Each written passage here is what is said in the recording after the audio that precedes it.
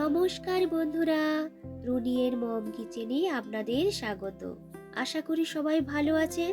কাছের ও দূরে সমস্ত বন্ধুদের হোলির শুভেচ্ছা জানিয়ে আজ আমি আপনাদের সঙ্গে শেয়ার করব দারুণ স্বাদের নরম রসালো ও তুলতুলে মালপোয়া রেসিপি। সাথে থাকছে খুব সহজ পদ্ধতিতে তৈরি করে নেওয়া রাবড়ি রেসিপিও। ঘরোয়া কয়েকটি উপকরণ দিয়ে খুব সহজ পদ্ধতিতে আজকের এই মালপোয়াগুলো আমি আজ আপনাদের বানিয়ে দেখাবো।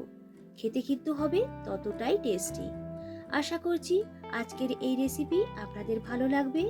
যদি ভিডিওটা ভালো লাগে তবে অবশ্যই একটা লাইক, আর আমার চ্যানেলে নতুন বন্ধু হয়ে থাকলে চ্যানেলটিকে সাবস্ক্রাইব করারও অনুরোধ রাখলাম। তো চলুন দেখে নেওয়া যাক আজকের এই রাবড়ি ও মালপোয়া রেসিপি। রাবড়ি বানানোর জন্য আমি এখানে নিয়েছি হাফ লিটার মতো দুধ। দুধের পরিমাণটা আপনারা আপনাদের প্রয়োজন বুঝে নিয়ে নেবেন। গ্যাসের ফ্লেমটাকে লো টু মিডিয়ামে রেখে দুধটাকে জাল দিয়ে একটু ঘন করে নিতে হবে। যখন দুধটা একটু ঈষদুষ্ণ গরম হয়ে আসবে, দিয়ে দিলাম 3 টেবিল চামচের মতো পাউডার দুধ। ভালো করে পাউডার দুধটাকে দুধের মধ্যে মিশিয়ে নিয়ে জাল দিয়ে দুধটাকে ঘন করে নেব। তো দেখুন দুধের পরিমাণটা কিন্তু অনেকটাই কমে এসেছে। মিষ্টির জন্য এখানে দিয়ে দিলাম 2 টেবিল চামচের মতো চিনি। মিষ্টির পরিমাণটা আপনারা আপনাদের প্রয়োজন মতো কম বেশি করে নেবেন। আবারও কিছুটা সময় জাল দিয়ে দুধটাকে আরো একটু ঘন করে নেব। তো দেখুন দুধটা কিন্তু আরো একটু ঘন হয়ে এসেছে। ঘন করে নেওয়া ওই দুধের কিছুটা পরিমাণ দুধ সরিয়ে রেখে দেব একটি বোলের মধ্যে। বাদ বাকি দুধটা যে আছে ওই দুধটা দিয়েই কিন্তু রাবড়ি বানিয়ে নেব। ফ্লেভারের জন্য এখানে দিয়ে দিলাম 2 এলাচ, আর দিয়ে দেব সামান্য একটু কেটে রাখা ড্রাই ফ্রুটস। ভালো করে এইভাবে নাড়াচাড়া করে দুধটাকে আরো একটু ঘন করে নেব। তো দেখুন রাবড়িটা কিন্তু আমার তৈরি হয়ে গেছে। ঠান্ডা হয়ে গেলে এটা কিন্তু আরো একটু ঘন হয়ে যাবে। তাই এই সময় গ্যাসটাকে অফ করে দিয়ে এটিকে নামিয়ে রেখে দেব। এরপর তৈরি করে নেব একটা চিনির সিরা। প্যানের মধ্যে নিয়ে নিলাম 1 কাপ মতো চিনি, সাথে দিয়ে দেব সেম কাপ মেপে 1 কাপ মতো জল। ভালো করে চিনিটাকে জলের মধ্যে মিশিয়ে নিতে হবে। ফ্লেভারের জন্য এখানে দিয়ে দিলাম 2 এলাচ। এরপরে এইভাবে নাড়াচাড়া করে চিনিটাকে কিন্তু পুরো জলের মধ্যে ভালো করে মিশিয়ে ফুটিয়ে নিতে হবে।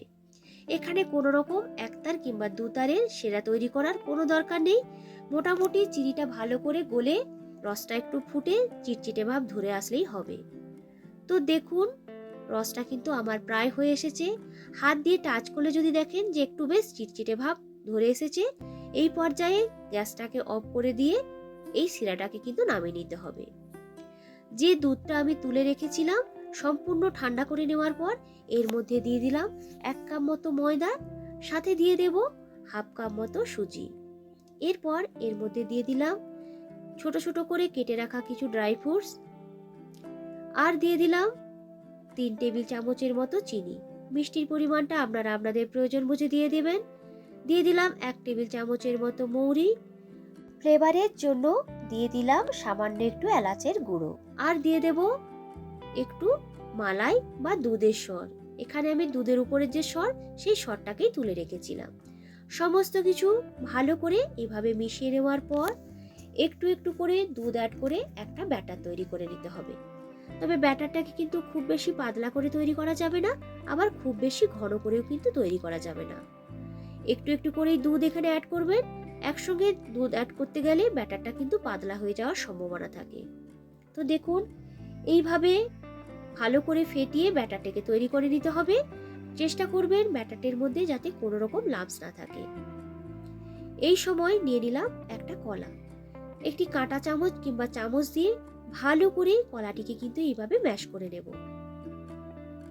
এরপরে ম্যাশ করে নেওয়া কলাটিকে দিয়ে দিলাম ওই ব্যাটারটির মধ্যে। আবারও সমস্ত কিছুকে ভালো করে মিশিয়ে নিতে হবে। তো দেখুন ব্যাটারটা আমার তৈরি হয়ে গেছে। আমি আপনাদেরকে দেখাচ্ছি যে ব্যাটারটার ঘনত্বটা কেমন। ব্যাটারটা এখন একটু পাতলা বলে মনে হলো, সুজিটা ফুলে উঠলে ব্যাটারটা কিন্তু একটু ঘন হয়ে যাবে। ঢেকে রেখে দিতে হবে আধ ঘন্টার মতো। আধ ঘন্টা পর ঢাকনাটি খুলে আমি আপনাদেরকে দেখিয়ে দিচ্ছি। তো দেখুন সুজিটাও কিন্তু খুব সুন্দরভাবে ফুলে উঠেছে, আর ব্যাটারটা কিন্তু একটু ঘন হয়ে এসেছে। তেলটাকে আগেই বসিয়ে দিয়েছিলাম।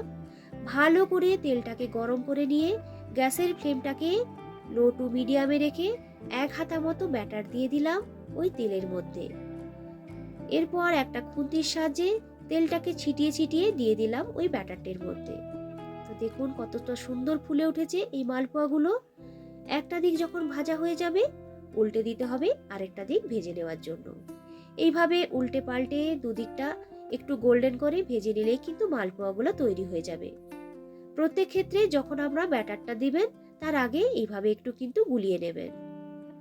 তো দেখুন আমি আরো যে ব্যাটারটা তৈরি করে রেখেছিলাম সেই ব্যাটার থেকে এক এক করে মালপোয়াগুলো তৈরি করে নেব। গ্যাসের ফ্লেমটাকে কিন্তু মিডিয়াম টু লোতেই রাখতে হবে। মালপোয়াগুলোকে তেল থেকে তুলে নেওয়ার আগে গ্যাসের ফ্লেমটাকে হাই করে দেবেন, তাহলে খুব বেশি তেল কিন্তু মালপোয়াগুলো শোক করবে না। তো দেখুন সমস্ত মালপোয়াগুলো কিন্তু আমার তৈরি হয়ে গেছে। দেখতে হয়েছে কতটা সুন্দর। আপনারা চাইলে এইরকম ভাবেও কিন্তু পরিবেশন করতে পারেন। এরপরে তৈরি করে নেওয়া মালপোয়াগুলোকে দিয়ে দেব ঈষৎ উষ্ণ গরম এই শিরার মধ্যে। শিরাটাকে অবশ্যই কিন্তু একটু হালকা করে গরম রাখতে হবে, ঠান্ডা শিরার মধ্যে কিন্তু মালপোয়াগুলোকে ডোবাবেন না।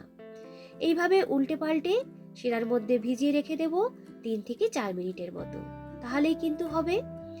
এরপরে এইভাবে একটা বড় ছান্তার মধ্যে মালপোয়াগুলোকে তুলে নিয়ে এক্সট্রা যে রসটা সেইটাকে ঝরিয়ে নেব। তো দেখুন দেখতে কতটা সুন্দর হয়েছে। এইভাবে সমস্ত মালপোয়াগুলো থেকে রসটাকে ঝরিয়ে নিয়েছি।